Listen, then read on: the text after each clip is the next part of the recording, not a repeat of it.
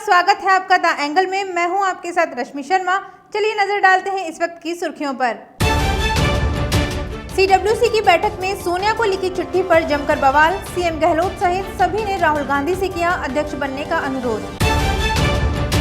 राजस्थान विधानसभा में ध्वनि मत से पारित हुए विधेयक, भाजपा ने किया जमकर हंगामा, सदन अनिश्चितकाल के लिए स्थगित।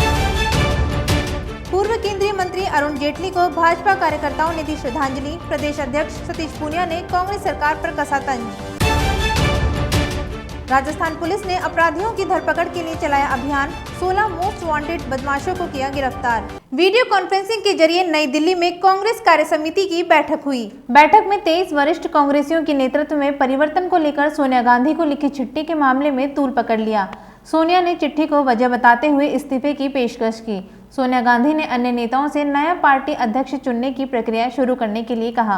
राजस्थान मुख्यमंत्री अशोक गहलोत ने कहा कि अगर सोनिया गांधी पद नहीं संभालना चाहती हैं तो राहुल गांधी को फिर राष्ट्रीय अध्यक्ष बना दिया जाए। राहुल ने इन 23 नेताओं के बीजेपी संग मिलकर चिट्ठी लिखने का आरोप लगाया। उन्होंने कहा कि सोनिया गांधी के अस्पताल में भर्ती होने के समय ही पार्टी नेतृत्व को लेकर पत्र क्यों भेजा गया था। उन्होंने मीटिंग में कहा कि पार्टी नेतृत्व के बारे में सोनिया गांधी को पत्र उस समय लिखा गया था जब राजस्थान में कांग्रेस सरकार संकट का सामना कर रही थी। प्रियंका गांधी ने राहुल की बात से पूरी तरह सहमति जताई। कांग्रेस वर्किंग कमेटी की बैठक में पार्टी के नेतृत्व में बदलाव लाने वाले पत्र को लेकर लड़ाई तेज हो गई है। राहुल के बयान पर कांग्रेस के वरिष्ठ नेता खासा नाराज हैं और उन्होंने राहुल पर पलटवार किया है। कांग्रेस नेता कपिल सिब्बल ने बैठक के बीच में ट्विटर पर राहुल को निशाने पर लेते हुए कई ट्वीट किए, लेकिन कांग्रेस प्रवक्ता रणदीप सुरजेवाला की सफाई के बाद सिब्बल ने अपने ट्वीट हटा लिए। राहुल गांधी के बयान पर नाराज होकर इस्तीफा देने की बात कहने वाले गुलाम नबी आजाद ने अब सुर बदल लिए हैं। आजाद ने कहा कि राहुल गांधी ने यह कभी नहीं कहा कि न ही सीडब्ल्यूसी में और न बाहर की यह पत्र भाजपा से मिलीभगत में लिखा गया था। कांग्रेस में नेतृत्व को लेकर छिड़ी बहस के बीच भाजपा नेताओं का पार्टी पर हमला जारी है। पूर्व केंद्रीय मंत्री और भाजपा नेता उमा भारती ने कांग्रेस पर हमला बोलते हुए कहा कि कांग्रेस अब खत्म हो चुकी है। उमा भारती ने कहा कि गांधी नेहरू परिवार का अस्तित्व संकट में है, उनका राजनीतिक वर्चस्व खत्म हो गया है, कांग्रेस अब समाप्त हो गई है, इसलिए कौन किस स्थिति में है यह अब शायद ही मायने रखता है। कांग्रेस को गांधी के पास लौटना चाहिए, असली स्वदेशी गांधी के पास, वो भी बिना किसी विदेशी तत्व के। केंद्रीय मंत्री रामविलास पासवान को तबीयत बिगड़ने पर दिल्ली के फोर्टिस एस्कॉर्ट हॉस्पिटल में भर्ती कराया गया है। उन्हें फेफड़ों और किडनी में परेशानी की शिकायत के चलते अस्पताल में भर्ती कराया गया है। मीडिया रिपोर्ट्स के अनुसार 74 वर्षीय रामविलास पासवान को अस्पताल में भर्ती कराया गया है। फिलहाल उनकी हालत स्थिर बनी हुई है। उनके इलाज में जुड़े डॉक्टरों का कहना है कि पासवान को कई तरह की परेशानी है, उनका हृदय भी ठीक तरीके से काम नहीं कर रहा है, लेकिन राहत की बात यह है कि फिलहाल उनकी हालत स्थिर है। कांग्रेस सरकार को राजस्थान हाई कोर्ट के बाद सुप्रीम कोर्ट से भी राहत मिली है। सुप्रीम कोर्ट ने राजस्थान के 6 बीएसपी विधायकों के कांग्रेस में विलय के मामले पर भाजपा विधायक मदन दिलावर की याचिका खारिज कर दी है। जस्टिस अरुण मिश्रा की अध्यक्षता वाली बेंच ने कहा कि इस मामले पर राजस्थान हाईकोर्ट का फैसला आ गया है, इसलिए अब मामले में सुनवाई का कोई मतलब नहीं है। सुप्रीम कोर्ट में न्यायाधीश अरुण मिश्रा की अध्यक्षता वाली 3 न्यायाधीशों की खंडपीठ ने मदन दिलावर की एसएलपी खारिज करते हुए कहा कि हाईकोर्ट के आदेश के बाद एसएलपी सारहीन हो गई है। ऐसे में अगर मदन दिलावर चाहें तो कानूनी प्रावधानों के तहत खंडपीठ में अपील कर सकते हैं। विधानसभा के 5वें सत्र में ध्वनि मत से 13 विधेयक पारित करा लिए गए हैं। प्रस्तावों पर चर्चा के दौरान भाजपा ने जमकर हंगामा किया। उन्होंने कहा कि उन्हें पक्ष नहीं रखने दिया जा रहा है। हंगामे के दौरान स्पीकर के कहने पर शांति धारीवाल द्वारा उपनेता प्रतिपक्ष राजेंद्र राठौड़ को सदन से बाहर करने का प्रस्ताव लाए, जिसे ध्वनि मत से पारित भी कर दिया गया। राजेंद्र राठौड़ को बाहर निकालने की बात पर सदन में जमकर हंगामा हुआ। सुरक्षाकर्मी और भाजपा विधायक आमने सामने हो गए, जिसके बाद सभी भाजपा विधायक धरने पर बैठ गए। हंगामे के बीच विधानसभा कई बार स्थगित करनी पड़ी। सदन में हंगामे के बीच नेता प्रतिपक्ष की तबीयत बिगड़ गई। भारी हंगामे के बीच स्पीकर सीपी जोशी ने विधानसभा की कार्यवाही को अनिश्चितकाल के लिए स्थगित कर दिया। राजस्थान भाजपा मुख्यालय पर पूर्व केंद्रीय मंत्री अरुण जेटली और रघुवीर सिंह कौशल को श्रद्धांजलि दी गई। भाजपा प्रदेश अध्यक्ष सतीश पूनिया सहित कार्यकर्ताओं ने उनके चित्र पर श्रद्धासुमन अर्पित किए। सतीश पूनिया ने कहा कि जेटली बहुमुखी प्रतिभा के धनी थे। भाजपा प्रदेश अध्यक्ष सतीश पूनिया ने मीडिया से बातचीत करते हुए उन्होंने कहा कि ये तो पहले से ही लग रहा था कि ये जुगाड़ की सरकार है और इनको 14 तारीख को ही अपना बहुमत सिद्ध करके सदन से भागने की जल्दी थी। बहाना तो कोरोना की चर्चा का था, लेकिन आधी अधूरी चर्चा ही हुई। आज कोरोना की स्थिति ये है कि संक्रमण दिन प्रतिदिन बढ़ रहा है और सरकार सिर्फ आंकड़ों में है। भारतीय जनता पार्टी के वरिष्ठ नेता और पूर्व केंद्रीय मंत्री स्वर्गीय अरुण जेटली जी की आज प्रथम पुण्यतिथि है।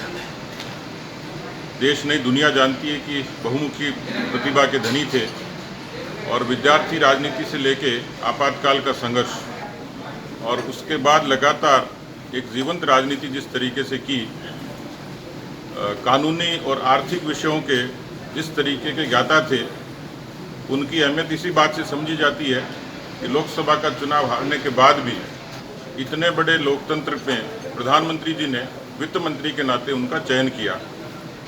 वैचारिक दृढ़ता, संजीदगी उनके व्यवहार में थी। आज हम सब लोग विधायक दल में उनको श्रद्धांजलि अर्पित करते हैं। आज पुण्यतिथि है स्वर्गीय अरुण जी जेटली की, जिन्होंने इस देश के अंदर एक देश एक कर की प्रणाली प्रारंभ की थी। युग दृष्टा थे। पूरे देश के अंदर उनके वित्त मंत्रित्व काल में जिस प्रकार जीएसटी को लाकर एक बाजार के रूप में पूरे देश को विकसित करने का काम किया, विधि के ज्ञाता, वित्त विभाग के विशेषज्ञ और बहुआयामी प्रतिभा के धनी आज अरुण जेटली जी की प्रथम पुण्यतिथि पर विधायक दल की तरफ से श्रद्धांजलि अर्पित करते हुए हम सब लोग उन्हें याद कर रहे हैं। आज स्वर्गीय अरुण जेटली जी की प्रथम पुण्यतिथि और मैंने उनको विद्यार्थी जीवन से और विद्यार्थी परिषद में दिल्ली विश्वविद्यालय के अध्यक्ष के रूप में मेरा उनके साथ संपर्क और परिचय हुआ और मैं सोचता हूँ कि बचपन से जिस विचारधारा के लिए उन्होंने अपनी जीवन यात्रा प्रारंभ की, तो राजनीति में भी उन्होंने उस ऊंचाई पर ले गए। मैं सोचता हूँ कि जीएसटी जैसा एक कठिनतम कार्य उस व्यक्ति ने अपने वित्त मंत्री काल में प्रधानमंत्री जी के निर्देशानुसार एक ऐतिहासिक क्रांतिकारी कदम जो उठाया है, उसके कारण से हिंदुस्तान दुनिया की 5वीं शक्ति के रूप में आज आर्थिक दृष्टि से खड़ा हो गया और कुछ ही दिनों में वो दूसरी और तीसरी स्थान पर जाने की स्थिति में आया।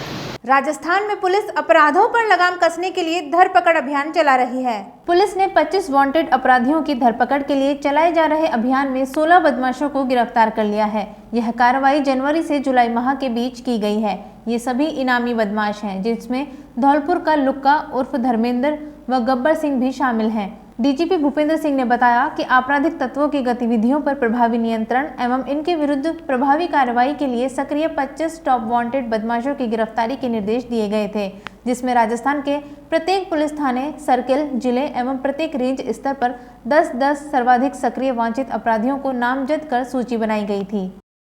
राजस्थान बोर्ड ने कक्षा 12 की पूरक परीक्षा के लिए प्रवेश पत्र जारी कर दिया है। विभिन्न विषयों में 12वीं के जिन छात्र छात्राओं ने पूरक परीक्षा के लिए आवेदन किया है, वे अपना एडमिट कार्ड आरबीआई के ऑफिशियल पोर्टल से डाउनलोड कर सकते हैं। इससे पहले राजस्थान बोर्ड ने उच्च माध्यमिक एवं उच्च माध्यमिक व्यावसायिक पूरक परीक्षा कार्यक्रम जारी किया था, जिसके राजस्थान बोर्ड सप्लीमेंट्री एग्जाम 3 से 12 सितंबर तक आयोजित किए जाने हैं। कोरोना काल में राजस्थान रोडवेज ने प्रदेश में अपनी सेवाओं का और विस्तार किया है। इसके तहत रोडवेज ने विभिन्न रूट्स पर 350 से ज्यादा बसें शुरू की है। ये बसें पहले से चल रही रोडवेज की 1315 बसों के अतिरिक्त है। इन बसों के माध्यम से रोडवेज ने कई नए रूट्स शुरू किए हैं। वहीं कई महत्वपूर्ण रूट्स पर शेड्यूल की संख्या भी बढ़ाई है। रोडवेज सीएमडी नवीन जैन ने बताया कि इनमें से 42 बसें जोधपुर जोन में, 34 बसें कोटा में, 32 बसें सीकर में, 35 बसें उदयपुर में, 45 बसें अजमेर में, 50 बसें भरतपुर में और 28 बसें बीकानेर जोन में संचालित होंगी।